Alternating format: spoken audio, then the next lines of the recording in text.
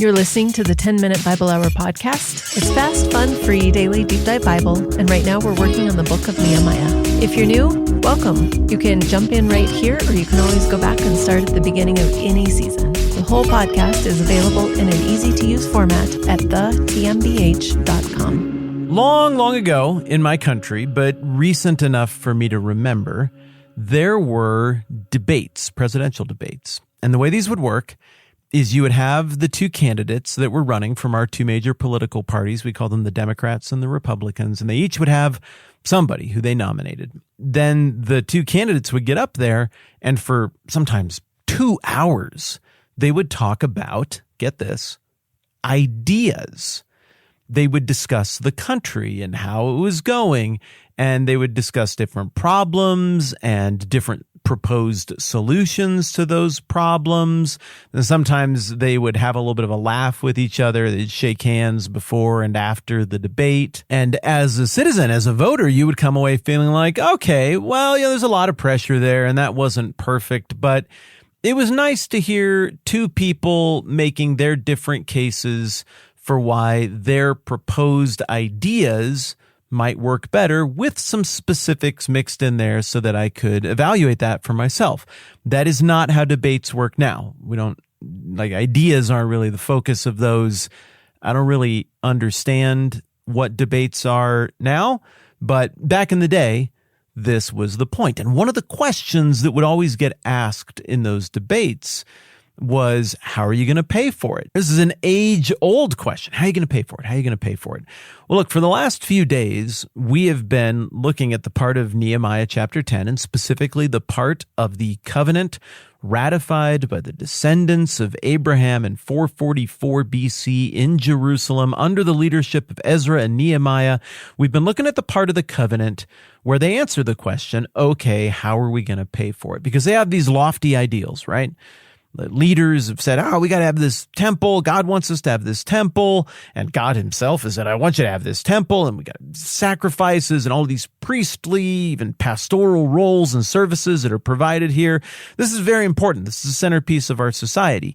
But it's such a big deal and so expensive to run and to maintain that we got to have a strategy for how we're going to pay for this lofty thing that looks like it's sort of our top priority.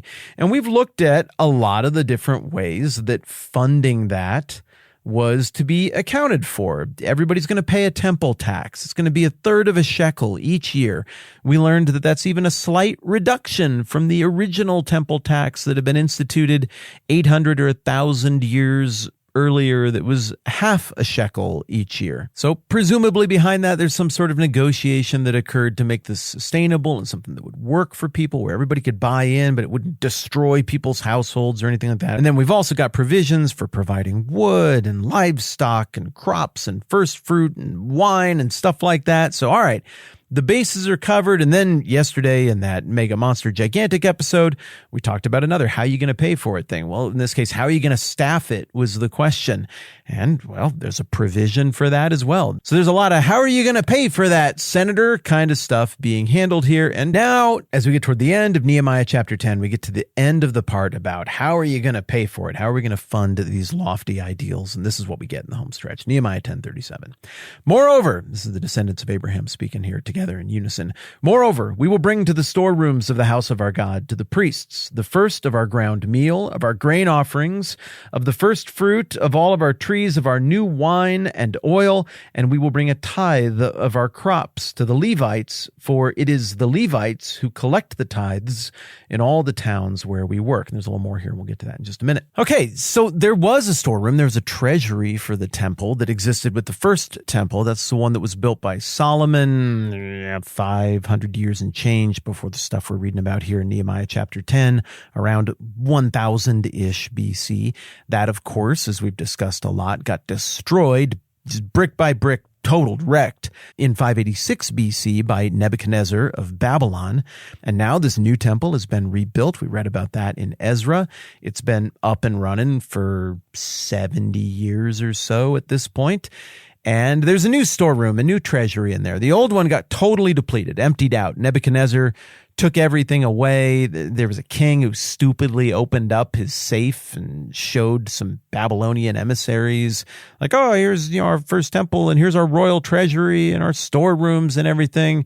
And that wasn't a good idea. And Babylon was like, oh, there's a lot of free money just sitting there. We should go take it. And it's part of what led to the conquest and collapse of Jerusalem and the southern kingdom of Judah. But all of that stuff, I mean, the gold and the silver and all of the furnishings and everything from the temple, that stuff gets profaned and bastardized by some of the later kings of Babylon. In fact, that's what's happening in the scene in the book of Daniel when Cyrus and the Persians show up and bring God's judgment and reckoning against the Babylonians for all of that. But still, you've had this huge depletion and plundering that's occurred from these old storerooms from the old temple. Some of it's come back at the order of the Achaemenid kings. They've said, all right, take this stuff back. These are the treasures of your people. But also you got to, the thing about storerooms, the thing about treasures like this is you got to keep filling this back up. They're expenses. Things are constantly getting drained off. So what we're reading about here is how that's going to happen. Now, some of this is perishable stuff. You can't keep, wine or grain or whatever in your storerooms for all of eternity. You have to use it in a certain amount of time. But then some of the financial contributions, it would actually literally be in gold or silver or whatever. It's the kind of stuff that you can keep around for much longer, or precious items, stones, things like that.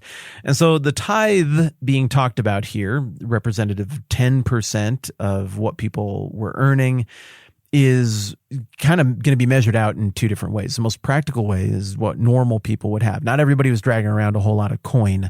For the most part, the tithe wouldn't have been collected that way. In a sense, it really was kind of a tax collecting role, it looks like, carried out by these Levites, the people who help make the whole temple thing happen, where it looks like some kind of evaluation occurred. This feels weird and culty if it's happening now to do it this way. But back in the day, look, this is a voluntary covenant. They're all agreeing to this because they want to. This isn't enforced by the state. This is a very unique people with a very unique relationship with God. And the Levites are the people who go around and are like, hey, it looks like about this much is what should be brought to the temple storerooms. This is the tithe this year. Presumably, most of that is going to be in the form of perishables, and probably some of that was going to be in the form of actual wealth as well. The idea of the tithe harkens back to a few different places in the first 5 books of the Bible.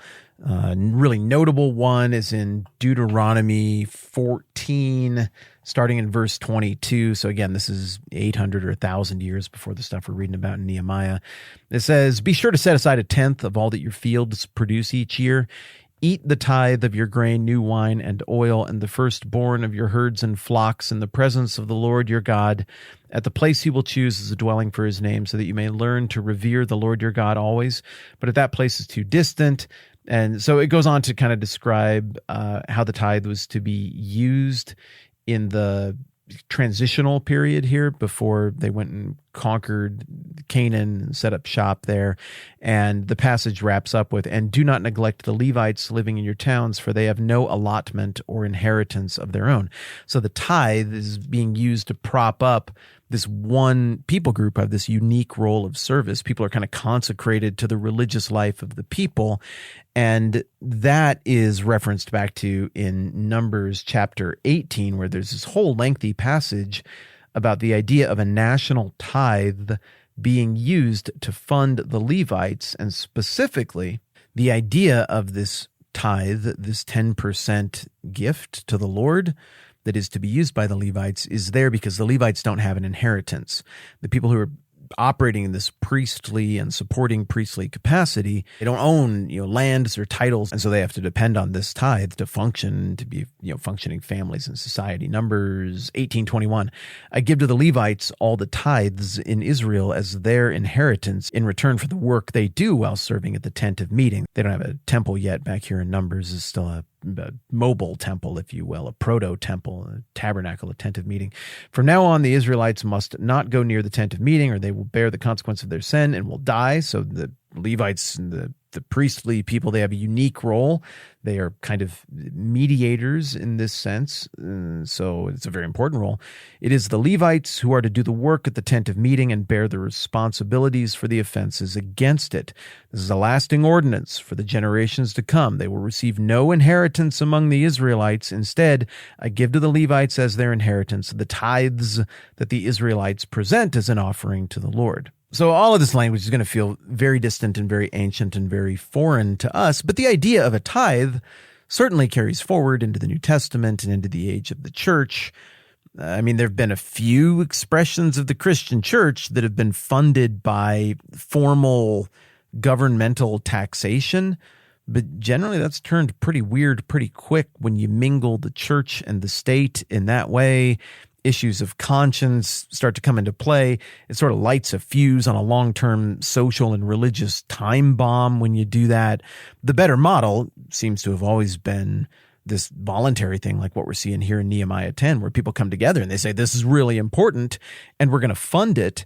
And the tithe has been a system both in the Old Testament and the New Testament in the age of the church, and even now, it's been a system to account for having a volunteer-based plan to fund this very important thing, this very important role in society. And so the passage rounds out saying a priest descended from Aaron is to accompany the Levites when they receive the tithes, the ancient line of the descendants of Aaron. These are where the priests come from.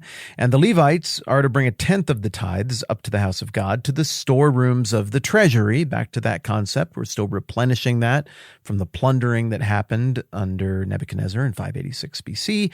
The people of Israel, including the Levites, are to bring their contributions of grain, new wine, and oil to the storerooms where the articles for the sanctuary are kept, and where the ministering priests, the gatekeepers, and the singers stay. Quote, we will not neglect the house of our God. And that phrase is both a summary of the vast majority of this covenant pledge that they all just made, but it's also a statement of priority. That's kind of a summary of everything about Ezra and Nehemiah, and that demonstrates the newfound commitment and the new focus that the descendants of Abraham are going to have coming out of the end of the Old Testament. And we got to talk about that a whole bunch more later on. All right, that's technically the end of Nehemiah chapter 10 and this whole covenant thing, but we're going to talk about it just a tiny bit more next time around. So I'll be looking forward to that. But first, a couple of quick things. One, Patreon, which is a place where many of you support the program. I'm so grateful for that.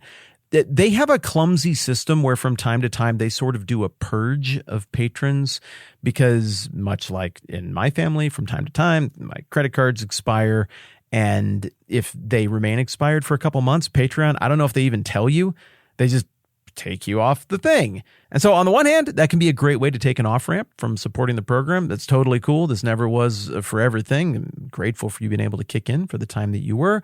On the other hand, if you were wanting to continue to support this and be a part of it, that might be worth going and checking because Patreon just purged a whole bunch of you here in some sort of middle of the night expired credit card thing that they just did. Whatever's cool. Either way, I'm so grateful. Also, though, Jeff Foote, who does all the music on this program, just took that Nehemiah Names episode thing that we did a couple weeks ago and distilled it down to just the music and then put a whole bunch of other instruments on it. And it's funny and delightful. And if you haven't been over to Patreon for a while, you should go check that out because I uploaded that quote unquote song for your enjoyment over there. And we'll send that out as an email to everybody who's supporting on other platforms as well, real quick here also. Whether you support the program or not, I'm so grateful to all of you for being here. Thanks for hanging out with me. I'm Matt. This is the 10-Minute Bible Hour Podcast. Let's do this again soon.